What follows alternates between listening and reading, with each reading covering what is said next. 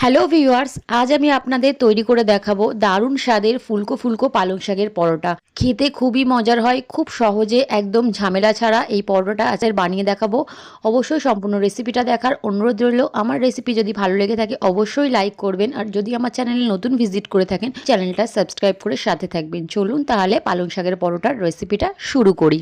প্রথমে এখানে একটা মিক্সার জার নিয়েছি, তার মধ্যে দিয়ে দিলাম ধুয়ে রাখা পালং শাক, তার সঙ্গে দিয়ে দিচ্ছি দুটো কাঁচা লঙ্কা, তার মধ্যে দিয়ে দিচ্ছি 1 ইঞ্চ আদার টুকরো ও 3-4টে রসুনের কোয়া। এখানে লঙ্কাটা আপনারা আপনাদের স্বাদ অনুযায়ী দিয়ে দেবেন। এবারে এর একটা মিহি পেস্ট আমি তৈরি করে নিয়েছি মিক্সারের মধ্যে, সামান্য একটু জল দিয়ে পেস্ট করেছি। আপনাদের যদি মনে হয় জল নাও দিতে পারেন। একটা বড় মিক্সিং বোল নিয়েছি, তার মধ্যে দিয়ে দিলাম 1 বাটি আটা, আর তার সাথে দিয়ে দিচ্ছি 1 বাটি পরিমাণ ময়দা। এখানে সম্পূর্ণটা আপনারা পরোটাটা আটা দিয়েও করতে পারেন বা ময়দা দিয়েও করতে পারেন শুধুমাত্র, বা আমার মতো সমান সমান করেও করতে পারেন। আটা আর ময়দা মিশিয়ে টেক্সচারটা আর একটু ভালো আসে। দিয়ে দিলাম 1 টিস্পুন আজওয়ান বা জোয়ান, দিয়ে দিলাম স্বাদ মতো বা 1 টিস্পুন লবণ, দিয়ে দিচ্ছি চিনি, এখানে 1 চামচ চিনি দিয়েছি। হাফ টিস্পুন এখানে দিয়ে দিলাম হিং। হিংটা দিলে খেতে আরও বেশি ভালো হয়, পালং শাকের পরোটাটা একটু টেস্ট বেশি ভালো আসে।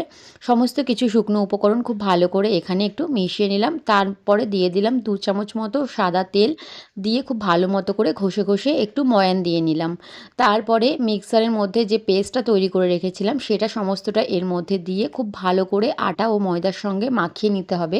প্রথমে এখানে আমি জল ব্যবহার করব না, যতটা সম্ভব হয় ততটা আগে প্রথমে ডোটা মাখার চেষ্টা করব, যদি প্রয়োজন হয় তারপরে এখানে অল্প অল্প করে জল অ্যাড করব। এই দেখুন প্রথমে খুব ভালো করে এখানে মাখিয়ে নিয়েছি, অল্প একটু জল দিয়ে একটা ডো এখানে আমি খুব ভালো করে ঠেসে ঠেসে মেখে নিয়েছি। বেশ কিছুক্ষণ সময় ধরে ডোটাকে মাখতে হবে, মোটামুটি 5-7 মিনিটের মতো এখানে সময় লেগেছে। ডোটাকে খুব ভালো মতো করে ঠেসে ঠেসে মেখে নিয়েছি। এটা একটু রুটি বা পরোটার ডো যেরকমভাবে তৈরি করি তার থেকে একটু শক্ত মতো ডো হবে। এই দেখুন আপনারা আশা করি দেখে বুঝতেই পারছেন ডোটা রেডি হয়ে গিয়েছে। ওপর থেকে দিয়ে দিলাম একটু সাদা তেল, দিয়ে খুব ভালো মতো করে ডোটার মধ্যে মাখিয়ে নিয়ে রেস্টে রেখে দিলাম 10 মিনিটের জন্য। না রেস্টে রাখলেও হবে। তো 10 মিনিট পরে ফিরে এলাম, তারপরে আপনাদের দেখাচ্ছি। ডোটাকে একবার মেখে নিয়ে তারপরে এখান থেকে বড় বড় করে লেচি কেটে নেব। লেচিটা আপনারা আপনাদের ইচ্ছা মতো কাটতে পারেন, পরোটার মতো করে একটু বড় বড় করে লেচি এখানে আমি কেটে নিচ্ছি। একটু বড় সাইজের পরোটা এখানে তৈরি করব সেই জন্য। সমস্ত লেচিগুলো এখানে আমার কাটা হয়ে গিয়েছে। এবারে একটা করে লেচি এভাবে হাতের মধ্যে নিয়ে একটু গোল করে নিচ্ছি, যাতে বেলতে সুবিধা হয়, তাড়াতাড়ি বেলা হয়ে যায়, সেই জন্য এইভাবে সমস্ত লেচিগুলোকে গোল বলের মতো করে প্রথমে আগে তৈরি করে নিচ্ছি। সমস্ত লেচিগুলো এখানে বলের মতো করে রেডি করে নিয়েছি। এবারে আমি বেলে দেখাচ্ছি। যেখানে আপনারা বেলবেন সেখানে একটা লেচি আমি নিয়ে ওপর থেকে দিয়ে দিলাম শুকনো ময়দা ছড়িয়ে দিয়ে, এবারে প্রথমে গোল রুটির মতো করে বেলে নেব, আর একটু বড় করে রুটিটা বেলতে হবে। এই দেখুন একটা রুটি আমার বেলা হয়ে গিয়েছে। এবারে ওপর থেকে দিয়ে দিচ্ছি অল্প একটু পরিমাণ সাদা তেল, এখানে আপনারা চাইলে ঘি ইউজ করতে পারেন। তার উপরে দিয়ে দিলাম শুকনো একটু ময়দা, দিয়ে খুব ভালো করে মাখিয়ে নিয়ে এইভাবে দুটো পাশ থেকে এভাবে ফোল্ড করে দিলাম। তারপরে এটা দুটো পাশ থেকে ফোল্ড করে একটা চৌকো শেপ করে নিলাম। এখানে আবারও একটা আমি আপনাদের বেলে দেখাচ্ছি, আর যেটা চৌকো শেপ করেছি ওইভাবে আপনারা সমস্তটা করে তারপরেও একটা একটা করে বেলে ভাজতে পারেন, বা সম্পূর্ণটা পুরো বেলে ভাজতে পারেন, যেটা আপনাদের ইচ্ছা। সেই জন্য আমি একটা আপনাদের ওই প্রসেসটা দেখিয়ে দিলাম যে আপনারা ওইভাবে করে রেখে দিতে পারেন। সবাই আশা করি জানেন, নতুনদের জন্য একটু সুবিধা হবে। সেম প্রসেসে আরও একটা রুটি আমি বেলে নিয়েছি। এখানে ওপর থেকে দিয়ে দিলাম একটু সাদা তেল, তারপরে দিয়ে দিলাম শুকনো ময়দা, দিয়ে খুব ভালো মতো করে মাখিয়ে নিয়ে এখানে আমি ত্রিকোণ শেপ করে নিয়েছি। এখানে আজকে আমি আপনাদের দুটো শেপ করে পরোটাটা তৈরি করে দেখাবো। দু শেপের, একটা চৌকো শেপ আর একটা ত্রিকোণ শেপ। ত্রিকোণ শেপের পরোটাটাও এইভাবে আমি শুকনো ময়দা ওপর থেকে ছড়িয়ে ছড়িয়ে বেলে পরোটার মতো রেডি করে নিচ্ছি।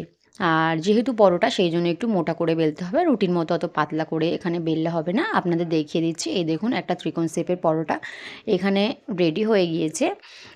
থিকনেসটা এরকম থাকবে। এই দেখুন একটা পরোটা রেডি হয়ে গিয়েছে। খুব বেশি পাতলাও না, আবার একদম মোটাও করিনি। এবারে যে চৌকো শেপ করে রেখে দিয়েছিলাম সেটাও এবারে আমি এখানে একটু শুকনো ময়দা ওপর থেকে ছড়িয়ে দিয়ে বেলে নিচ্ছি। এখানে আপনারা আটা ময়দা যে কোনো কিছু করে বেলতে পারেন, আর আপনাদের যেটা ইচ্ছা গোল, চৌকো, ত্রিকোণ যে শেপেরই পরোটা ভালো লাগে সেই শেপ করে আপনারা পরোটাগুলোকে বেলে নিতে পারেন। একটা চৌকো শেপের পরোটাও রেডি হয়ে গিয়েছে। এইভাবে আমি সব পরোটাগুলোকে আগে প্রথমে বেলে রেডি করে নেব, তারপরে আপনাদের এক একটা করে সেঁকে দেখাবো। আবারও রুটির মতো গোল করে নিয়েছি, তারপরে উপর থেকে তেল ও ময়দা একটু ছড়িয়ে দিয়ে শুকনো, তারপরে এভাবে আমি বেলে নিচ্ছি। সমস্ত পরোটাগুলোকে এখানে রেডি করে বেলে তারপরে আপনাদের দেখাচ্ছি। খুব সহজ, সবাই করতে পারেন। তো এই পালং শাকের পরোটাটা খেতে খুবই টেস্টি হয়, খুবই মজার হয়। আর আপনাদের কাছে রিকোয়েস্ট রইল এই রেসিপিটা সম্পূর্ণ দেখবেন। রেসিপি যদি আমার ভালো লাগে অবশ্যই কিন্তু চ্যানেলটা সাবস্ক্রাইব করে আর পাশে থাকা বেল আইকনটা প্রেস করে দেবেন। আপনাদের সবসময়ই বলে থাকি খুব সহজভাবে খুব কম সময়ের মধ্যে এই পালং শাকের পরোটাটা রেডি হয়ে যায়, একদমই ঝামেলা ছাড়া। কোনো রকম পুর ভরার ঝামেলা এখানে থাকে না। খুব কম সময়ের মধ্যে যখনই ইচ্ছা এভাবে রেডি করে নেওয়া যায়। আর সমস্ত পরোটাগুলো আগে প্রথমে এভাবে বেলে তারপরেও সেঁকে নেওয়া যায়। আর আজকে আমি আপনাদের নতুন আরও একটা জিনিস দেখাবো। এটা অনেকটা একসঙ্গে করে আপনারা 3-4 দিনের জন্য ফ্রোজেন করেও রাখতে পারেন, বা অনেক সময় সকালে টিফিনে একটু দেরি হয়ে যায়, সেই জন্য আপনারা রাতে করে ফ্রোজেন করে রেখে দিতে পারেন, সেটা সকালবেলা আপনারা ভেজে নিতে পারেন। সমস্তটা আমি বেলে নিয়েছি, এবারে আমি আপনাদের একটা করে ভেজে দেখাবো। তাওয়াটা খুব ভালো করে গরম করে নিয়েছি। এখানে একটা পরোটা আমি প্রথমে দিয়ে দিলাম, দিয়ে প্রথমে দুটো পাশ একটু রুটির মতো করে সেঁকে নিলাম। এই দেখুন হালকা একটু চাপ দিতে কত সুন্দর করে ফুলছে। এখনও পর্যন্ত আমি এখানে কোনো তেল ব্যবহার করিনি। এবারে আমি ওপর থেকে দিয়ে দিলাম 1 চামচ মতো তেল। এখানে আপনারা চাইলে বাটার দিয়েও ভাজতে পারেন।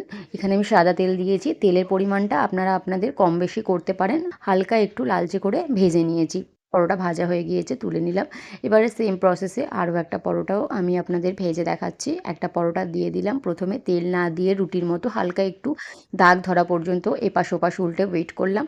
তারপরে এবারে এই দেখুন এই পরোটাটাও কত সুন্দর করে ফুলছে, একদম ফুলকো ফুলকো বলের মতো করে খুব সুন্দরভাবে এই পরোটাগুলো ফুলবে ভেতর থেকে। খুব সুন্দর, খেতেও খুব মজার হয়, খুবই টেস্টি হয়। এই দেখুন হালকা ব্রাউন করে স্পট করে আমি ভেজে নিচ্ছি। আপনারা যদি যেরকম লালচে বা কড়া যেরকম খেতে পছন্দ করেন হালকা করে সেরকমভাবে আপনারা ভেজে নেবেন। সেম প্রসেসে আমি সমস্ত পরোটাগুলো আপনাদের ভেজে দেখাচ্ছি। আর খুব পরোটাগুলো খুব সুন্দর করে প্রত্যেকটা পরোটায় ফুলকো ফুলকো বলের মতো করে ফুলবে। আর খুব সহজে এগুলো ভেজেও নেওয়া যায়। আর অবশ্যই আপনারা সম্পূর্ণ রেসিপিটা দেখবেন, রিকোয়েস্ট করছি। তার কারণ এটাই, আমি এরপরে আপনাদের একটা সিক্রেট টিপস বলে দেব, যার জন্য আপনাদের অনেকটাই আশা করি সাহায্য হবে। আপনারা বললামই রাতে পরোটাটা রেডি করে সকালবেলা জাস্ট ভেজে টিফিনটা দিয়ে দিতে পারেন, এতটাই ইজি হবে। সেই জন্যই আপনাদের বলছি অবশ্যই একটু রেসিপিটা শেষ পর্যন্ত দেখতে থাকুন। আমি সমস্ত পরোটাগুলো ভেজে নিচ্ছি। চলুন তাহলে পরোটাগুলো ভেজে তারপরে আপনাদের সিক্রেট টিপসটা কী আছে সেটা দেখাই। আর আপনাদের কাছে একটা রিকোয়েস্ট করছি, যদি রেসিপি আমার ভালো লেগে থাকে অবশ্যই লাইক করবেন। আর আমার চ্যানেলে যদি নতুন ভিজিট করে থাকেন অবশ্যই চ্যানেলটা সাবস্ক্রাইব করে পাশে থাকা বেল আইকনটা প্রেস করে দেবেন। তাহলে আমি যখনই ভিডিও আপলোড করব সবার প্রথমে আপনার কাছে নোটিফিকেশানটা পৌঁছে যাবে। আর কমেন্ট করে অবশ্যই জানাতে ভুলবেন না যে আপনাদের এটা যদি বাড়িতে বানান এই পরোটাটা আপনাদের টেস্টটা কেমন লেগেছে, খেতে কেমন লেগেছে সেটা অবশ্যই কমেন্ট করে জানাবেন। আর এখানে যদি আমার কোনো কিছু ভুল হয়ে থাকে সেটাও আপনারা কমেন্ট করে জানাতে পারেন, কোনো কিছু এই রেসিপির মধ্যে ভুল হয়ে থাকে। চলুন তাহলে সমস্ত পরোটাগুলো ভেজে আপনাদের তারপরে দেখাচ্ছি। এই দেখুন প্রত্যেকটা পরোটাই খুব ভালো করে বলের মতো করে ফুলছে। আর আপনাদের পরোটাগুলো এইভাবে অবশ্যই তৈরি হবে। সমস্ত পরোটাগুলো এখানে ভাজা হয়ে গিয়েছে। মোটামুটি আমি হাফ পরোটা ভেজেছি আর হাফ আমি আপনাদের ফ্রোজেন করে দেখাবো। এবারে আপনাদের দেখাচ্ছি যে পরোটাগুলো ফ্রোজেন কীভাবে করতে হয়। সেম প্রসেসে তাওয়া গরম করে নিয়েছি, তাওয়াটা অবশ্যই শুকনো হতে হবে।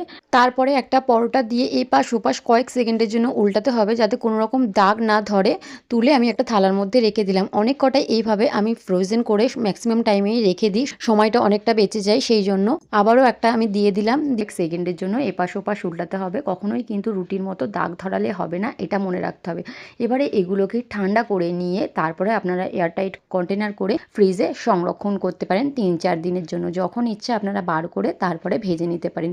পুরো এইরকমই সুন্দর সুন্দর ফুলকো ফুলকো পরোটা তৈরি হবে। এখানে আমি আলুর তরকারির সঙ্গে আজকে পালং শাকের পরোটা সার্ভ করেছি। দেখুন কতটা সফট হয়েছে, নরম, একটা হাত দিয়েই ছিঁড়ে যাচ্ছে।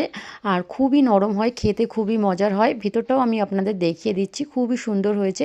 পুর ভরার ঝামেলা ছাড়াই এই পালং শাকের পরোটার রেসিপি আপনাদের কেমন লেগেছে অবশ্যই কমেন্ট করে জানাবেন। আজকের মতো ভিডিওটা এখানেই শেষ করছি। সবাই খুব ভালো থাকবেন, সুস্থ থাকবেন। আমার নেক্সট ভিডিও আসা পর্যন্ত টাটা।